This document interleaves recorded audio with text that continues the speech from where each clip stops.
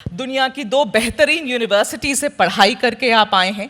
आपके पास यहाँ मंत्री होने का अनुभव भी है। आपने वहाँ की भी दुनिया देखी, आपने यहाँ की भी दुनिया देखी। तो सिंधिया जी, आपसे ये सवाल, क्या अंतर देखते हैं आप? When I speak of entrepreneurship, I speak of startups there and here. तो पहले तो मेघा जी, आपको बहुत बहुत धन्यवाद। आपने एबीपी के इस मंच पे मुझे आमंत्रित किया। एबीपी के मंच पे उपस्थित रहना मैं अपना सौभाग्य मानता हूँ। जो आपने प्रश्न पूछा, प्राथमिक तौर से मैं ये कहना चाहता हूँ कि ये हम ना भूलें कि आज भारत विश्व का 3rd लार्जेस्ट स्टार्टअप इकोसिस्टम है।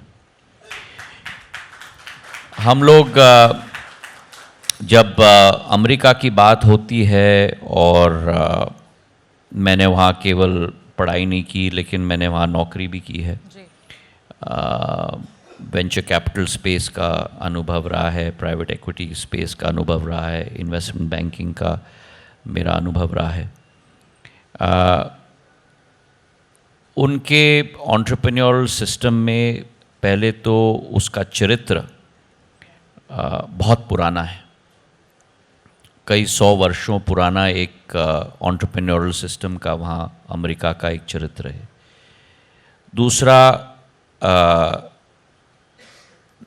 Largest economy in the world होने के नाते, और ऑलवेज फाइनेंशियल सेक्टर में नवाचार लाने का एक वैभव होने के नाते, एक्सेस टू कैपिटल के बड़े डीप पॉकेट्स वहाँ होते हैं। और थर्ड, मैं कहूँगा कि वहाँ नीड वर्सेस सल्यूशन दोनों का समन्वय इंडस्ट्री और एंटरप्रेन्योर्स के बीच में एक बहुत बड़ा डीप लिंकेज यूनिवर्सिटी के सिस्टम में, एंटरप्रेन्योरल सिस्टम में, वेंचर कैपिटल, प्राइवेट इक्विटी के सिस्टम में बहुत डीप लिंकेजेस वहाँ हैं। पर ये कहते हुए भी मैं मानता हूँ कि वहाँ का चरित्र अलग है, भारत का चरित्र अलग है। हम में भी अपार संभावना है, अपार क्षमता हैं, जो शायद अमेरिका से अलग हों, पर आज के वैश्विक वातावरण में बहुत ही ज़रूरी है। उदाहरण के तौर पे, जैसे भारत में स्केल है, हमारी मार्केट की साइज़, हमारी पॉपुलेशन की साइज़, 17% पूरे विश्व की आयु आज भारत में है। हमारा डेमोग्राफिक डिविडेंड 70%, 140 करोड़ की जनता 35 वर्ष की आयु से कम है। 90 करोड़ जनता की हम बात कर रहे हैं। 90 करोड़ का मतलब क्या है? मुंह से आचरण करना बहुत आसान हो जाता है। 90 करोड़ मतलब कि अमेरिका की करीब करीब 3 गुना ज़्यादा आबादी। संयुक्त यूरोप, ईस्टर्न वेस्टर्न यूरोप को साथ में लेकर संयुक्त यूरोप की डबल आबादी। ये भारत का यूथ बल्ज या डेमोग्राफिक डिविडेंड है। और थर्ड, हमारी एबिलिटी, सक्सेस बहुत पैमाने में डिफ़ाइन किया जाता है कि अगर आप कोई सल्यूशन बना पाएँ जिसकी वॉल्यूम्स असीम हों, क्योंकि जब स्केल आता है तब आप मार्जिनल कॉस्ट पे ऑपरेट कर पाते हो, और वो हाई वॉल्यूम्स केवल भारत जैसा देश किसी सल्यूशन के लिए दे पाता है। तो ये हमारी जो संभावना है, मैं मानता हूँ कि वर्तमान के वातावरण में जो एक बहुत महत्व प्रधानमंत्री जी के द्वारा एंटरप्रेन्योरशिप को, स्टार्टअप्स को दिया गया है, स्टार्टअप इंडिया हो, आज हम लोग कल्पना नहीं कर सकते थे जब मैं कॉलेज से निकला था कि हम लोग सेमीकंडक्टर चिप्स की बात करते थे तो केवल ताइवान में बनती हैं या साउथ कोरिया में बनती हैं। आज भारत में एक फैब नहीं, लेकिन 5 फैब्स बनने जा रहे हैं सेमीकंडक्टर्स के, और एक मेरे उत्तर पूर्वी क्षेत्र में स्थापित हो रहा है, असम में। 28,000 करोड़ का निवेश केवल एक क्षेत्र में, एक फैसिलिटी में। तो जो स्केल भारत दे पा रहा है, आप यूपीआई की बात करते हो तो करीब करीब 22 crore transactions per month, $4 trillion per year. तो जो स्केल भारत दे पा रहा है, जिसके आधार पर यूपीआई जैसी फैसिलिटी आज विश्वव्यापक हो चुकी है। 12 देशों के साथ हम लोगों का समझौता और करार बन चुका है यूपीआई के एक्सपोर्ट में। और जो लोग आईफिल टावर में जाते हैं आज पेरिस में, वहाँ कोई और देश की टेक्नोलॉजी नहीं, लेकिन भारत के यूपीआई के आधार पर ही आपको टिकट मिलता है आईफिल टावर में जाने के लिए। तो आज भारत का तिरंगा विश्वव्यापक हो चुका है हमारे सॉल्यूशंस के आधार पर। तो भारत की टेक्नोलॉजी, भारत की स्केल, भारत की सॉफ्टवेयर की ओपन आर्किटेक्चर जिस पे आप वैल्यू एडिशन कर सकते हो, ये सारे चीज़ मैं मानता हूँ कि आज Bharat has the capability to provide solutions not only for India, but Bharat has the capability to provide solutions for the world. आप हार्वर्ड गए, आप एक बड़े राजनीतिक परिवार से आते हैं। ये लगभग तय था कि आपको राजनीतिक विरासत परिवार की तो संभालनी है, लेकिन फिर आप स्टैनफोर्ड गए, आपने एमबीए किया, आपने वहाँ कुछ कॉर्पोरेट्स में काम करा, कुछ समय के लिए काम किया। अब ये प्रश्न मेरी टीम ने बोला कि आपसे पूछ लूं कि कहीं राजनीति में आने का कोई इनका मन था नहीं, ये कॉर्पोरेट्स की दुनिया में अपनी पहचान बनाना चाहते थे, वहीं रहना चाहते थे, ऐसा कुछ है कि you were forced to come back and take care of the legacy of your family?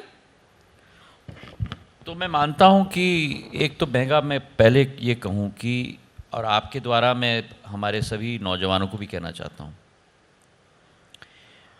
जिंदगी का हर अनुभव आपको जिंदगी के किसी समय पर काम आएगा। हर अनुभव, जैसे कि आपके तस्करी में आप तीर डालते हो, भगवान जाने बाण को किस समय में कौन सी तीर की ज़रूरत होगी। हर अनुभव आपकी ज़िंदगी का वो एक एक तीर है। और ज़िंदगी में अनुभवों का संग्रहण करना सबसे ज़रूरी है। मेरा सदैव बचपन से ये सोच विचारधारा थी कि जहाँ विरासत की एक अहम भूमिका रहती है, और मुझे बड़ा गर्व है कि मैं सिंधिया परिवार का वंशज हूँ, जिस परिवार ने इस देश की इतिहास में कई कुर्बानियाँ और बलिदान दी है और इस देश को एक मजबूत राष्ट्र बनाने में अपना योगदान दिया है। लेकिन फिर भी हर व्यक्ति को अपने जीवन में अपना इतिहास अपने हाथों से, अपने चरित्र से लिखना है। और इसलिए सदैव, चाहे पढ़ाई के क्षेत्र में हो, चाहे नौकरी के क्षेत्र में हो, वो अनुभव ग्रहण करने की मेरी कोशिश रही। और मैं आपको स्पष्ट बता दूं, मेरी विचारधारा नहीं थी राजनीति में आने की। 6 साल मैंने इन्वेस्टमेंट बैंकिंग की नौकरी की हार्वर्ड यूनिवर्सिटी के बाद। मैं मॉर्गन स्टैनली में एक इन्वेस्टमेंट बैंकर था, और उसके बाद मैं स्टैनफोर्ड बिजनेस स्कूल गया। वहाँ से ग्रेजुएट होने के बाद एक एंटरप्रेन्योरशिप कंपटीशन होता है स्टैनफोर्ड में, तो उस कंपटीशन में मैंने भाग लिया, और भगवान के आशीर्वाद से, हमारी टीम के मेहनत के आधार पर हम लोग उस कंपटीशन को जीते। और हम लोग एक स्टार्टअप करने वाले थे। ये जिस समय भारत में बीपीओज आए थे उससे कई साल पहले थे, और हमारा पूरा प्रोपोजिशन था कि एक high tech value added service, technology के क्षेत्र में कहा जाता है एक नॉक, नेटवर्क ऑपरेटिंग सेंटर, उसका मिरर वैली से, सिलिकॉन वैली से हम लोग भारत में स्थापित किए। तो हम लोग ने सीईओ को भी हायर कर लिया था। मैं और हमारे 2 पार्टनर्स थे। हम लोग वापस भारत आए ऑफिस स्पेस बेंगलोर में देखने के लिए, और सारी चीज़ हमारी लाइन में थी। पर कभी कभी कुदरत निर्णय लेती है, और उस निर्णय के आधार पर आपकी ज़िंदगी बदल जाती है। और जब 30 सितंबर को वो घटना घटी तो मेरी ज़िंदगी बदली जी। पर ये मैं ज़रूर कहूँगा कि अगर आप मुझे दोबारा पूछें, और बाय द वे मैं राजनीति में नहीं हूँ, मैं जनसेवा में हूँ। मैं मानता हूँ कि हमारा लक्ष्य ज़िंदगी में राजनीति नहीं होना चाहिए, जनसेवा होना चाहिए, और राजनीति केवल एक माध्यम होनी चाहिए उस लक्ष्य की पूर्ति करने के लिए। ये इस बात कई बार ज़िंदगी में लक्ष्य ही राजनीति बन जाता है। वो मेरा लक्ष्य नहीं है, और मुझे ये सौभाग्य मिला है सेवा करने के लिए 23 वर्ष, और मैंने जी और जान लगाई है, और मैं मानता हूँ कि इससे अच्छा सेवा का रास्ता ज़िंदगी में नहीं है। और मैं अपने आप को सौभाग्यशाली मानता हूँ कि मेरी क्षेत्र की जनता ने मुझे वो जिम्मेदारी दी और मुझे वो मौका दिया।